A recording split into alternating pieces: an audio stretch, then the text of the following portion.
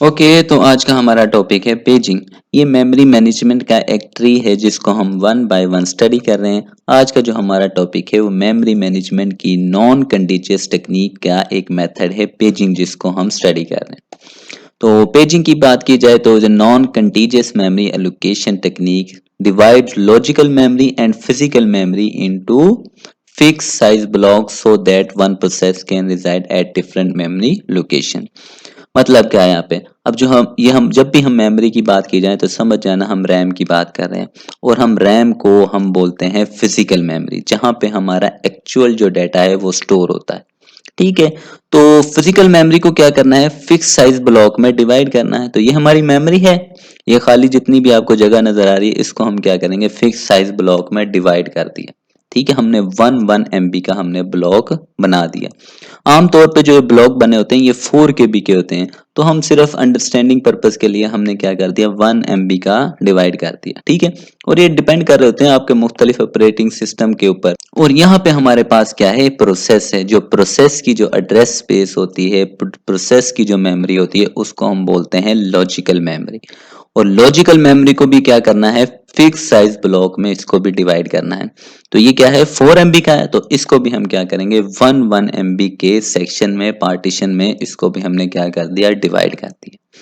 ठीक है। उसके बाद in paging process are organize in equal size block called pages. अब जो हमने ये प्रोसेसेस है, हमारा जो प्रोसेस है इसको जो हमने डिवाइड किया है, इसके जो सेक्शन बने हैं, ये 4 सेक्शन बने हैं ना, इनको हम बोलेंगे पेजेस। और जो हमारी मेमोरी के जो हमने सेक्शन बनाए हैं 1 MB के, इनको हम बोलेंगे फ्रेम्स। यहाँ तक क्लियर है। उसके बाद बात करते हैं, pages in secondary memory and main memory frames are the same size as the CPU.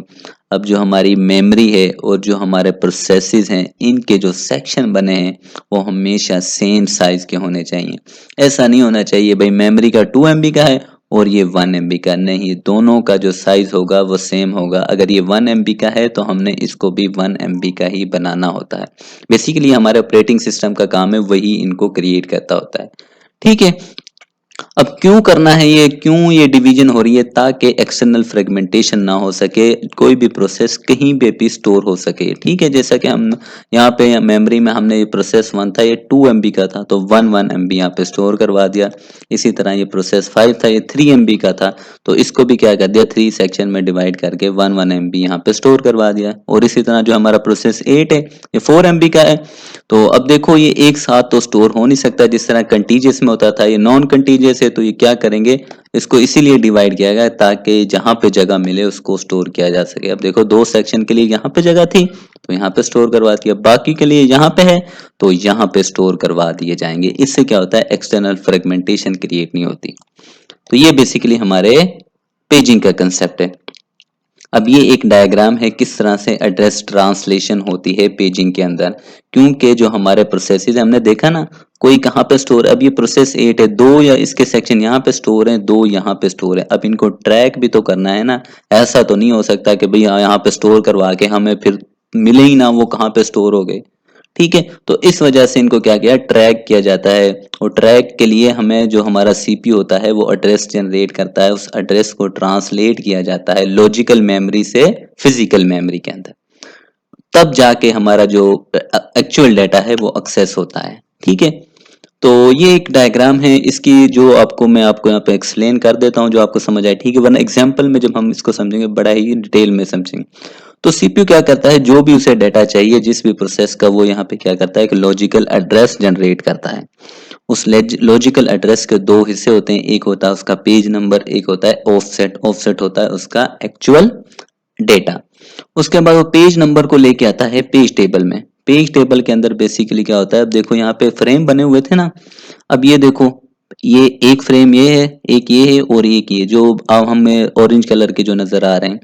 तो ये चारों फ्रेम कहाँ कहाँ पे स्टोर हैं, उनका एक पेज टेबल बना दिया जाता है। और उस पेज टेबल के अंदर इन चारों का एड्रेस स्टोर होता है। तो ये जो पेज टेबल है इसके अंदर जो एक प्रोसेस है, हर प्रोसेस का ये बनता है, तो सब के अंदर उसका क्या है, जितने भी उसके सेक्शन है वो सारे के सारे यहाँ पे स्टोर होते हैं। फिर यहाँ से पेज टेबल से वो पेज नंबर को लेके फ्रेम नंबर से साथ मैच करता है। ठीक है। फ्रेम नंबर के, फिर ये जो हमारा एक्चुअल डेटा है वो यहाँ से सेम इसी तरह आ जाता है। उसके बाद ये दोनों मिलके फिजिकल एड्रेस जनरेट करते हैं और फिजिकल एड्रेस जो हमें एक्चुअल डेटा चाहिए वो यहाँ पे स्टोर होता है, वो हमें मिल जाता है। ठीक है, तो एग्जाम्पल को देखते हैं। तो मान लो ये हमारी क्या है, एक सेकेंडरी मेमोरी है जिसके अंदर हमारा एक प्रोसेस स्टोर है। ये हमारा सीपीयू है और यहाँ पे हमारी क्या है, मेमोरी है जिसको हम रैम भी बोलते होते हैं। अब यहाँ पे पहले से ही मुख्तलिफ जो प्रोसेसेस हैं वो यहाँ पे स्टोर हैं।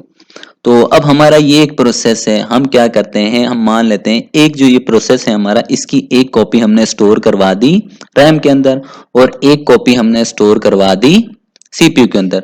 अब जो रैम के अंदर जो डेटा स्टोर हुआ है, जो कॉपी स्टोर हुई है, वो बेसिकली क्या है, इसका एक्चुअल एड्रेस है, एक्चुअल जो उसका डेटा होता है वो स्टोर है, जिसको हम फिजिकल एड्रेस कहते हैं।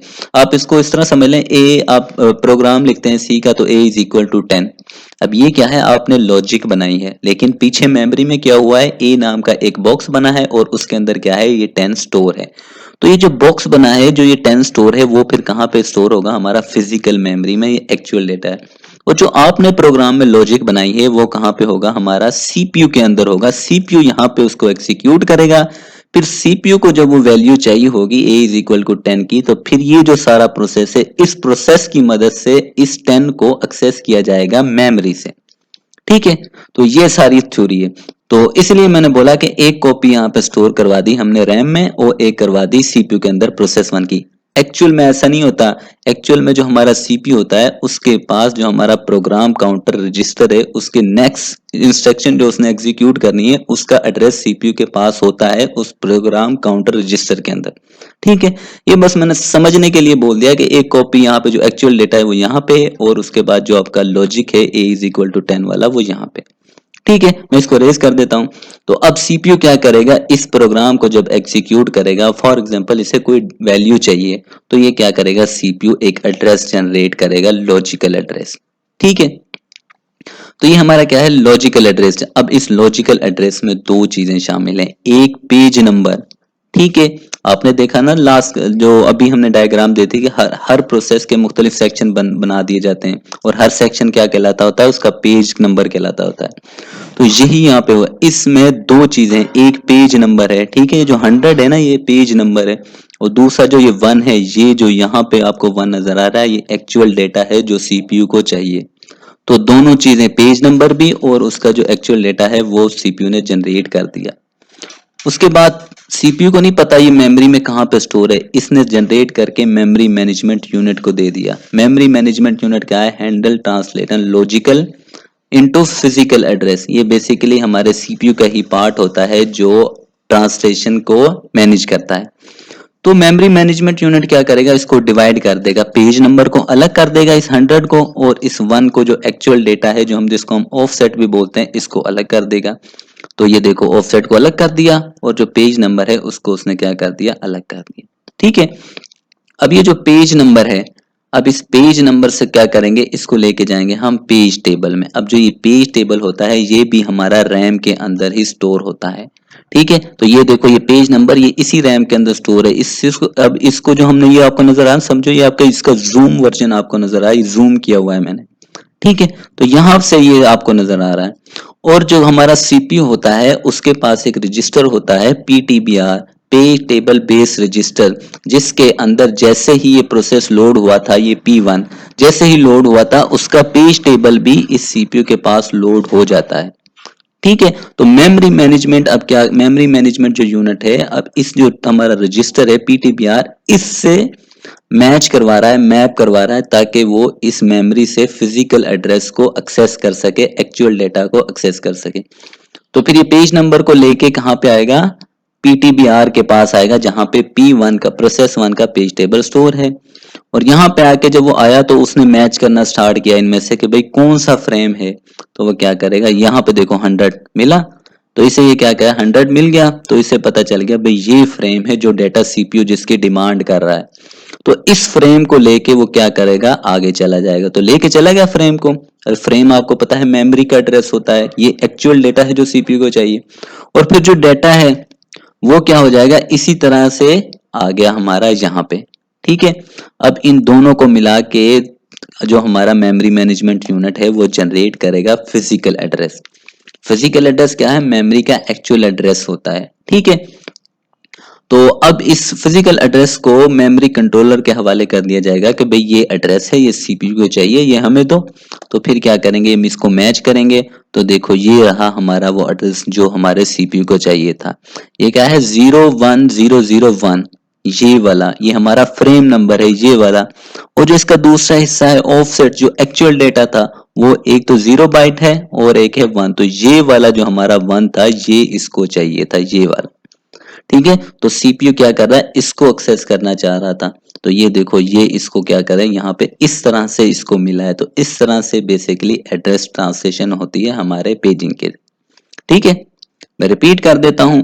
सीपीयू क्या करता है? एक लॉजिकल एड्रेस जनरेट करता है, किसका? जिस प्रोसेस को वो इस टाइम पे एग्जीक्यूट कर रहा है, ठीक है। उस लॉजिकल एड्रेस के दो पार्ट होते हैं, एक होता है पेज नंबर और दूसरा होता है हमारा ऑफसेट। उस पेज नंबर को हम लेके आते हैं पेज टेबल के अंदर। पेज टेबल में वो क्या करता है? मैच करता है, उसके फ्रेम को निकालता है, क्योंकि मेमोरी के अंदर तो हमारा पेज नंबर नहीं ना चलता, वहां पे क्या चलता है? हमारा फ्रेम नंबर। तो वो फ्रेम नंबर को निकाल के कहाँ पे आता है? यहाँ पे आ जाता है, ठीक है। और वो जो ऑफसेट, जो हमारा एक्चुअल डेटा होता है, वो ऐसे के ऐसे ही यहाँ पे स्टोर होता है। फिर यहाँ से फिजिकल एड्रेस जनरेट होता है, यानी मेमोरी का एड्रेस। उस मेमोरी एड्रेस जब यहाँ पे आ जाता है तो फिर वो तलाश करता है कि कहाँ पे स्टोर है।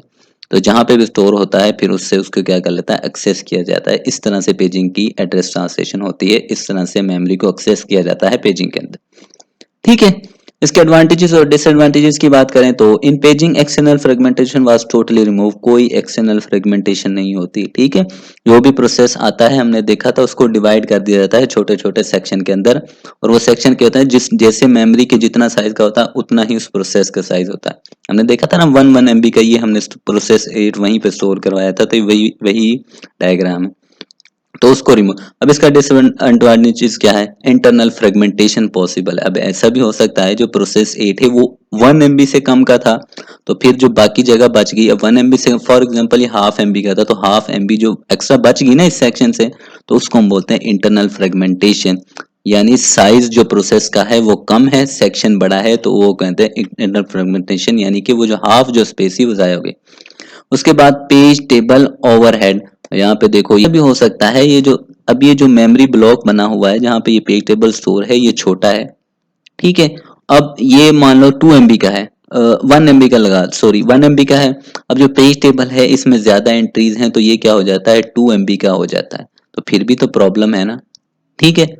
तो उसको हम आगे मल्टी लेवल पेजिंग में हैंडल करेंगे। तो ये भी क्या है? इसका एक डिसएडवांटेज है, ओके। तो आज के लिए इतना ही। आई होप आपको समझ आ गई होगी। तो क्वेश्चन हो तो लाजमी पूछेगा, चैनल को लाजमी सब्सक्राइब कीजिए। ओके।